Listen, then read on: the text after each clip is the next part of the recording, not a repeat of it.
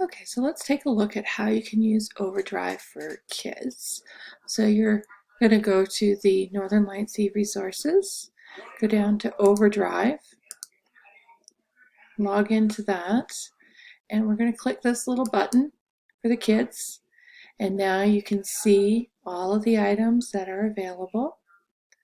I have some pretty great things in here. You can browse by the carousels, going stir crazy, see all. They have lots and lots of things in there.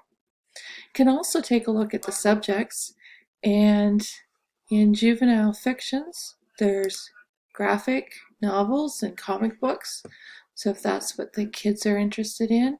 Oh, I can see they're quite popular. There's a lot of wait lists here, but you can also take a look at what's available now to help you find some selections. You can also take a look at ebooks.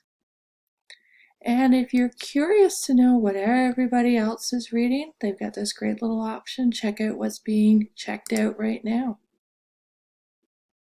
Ooh, big numbers. All right. So that is how you will find items for the kids in OverDrive.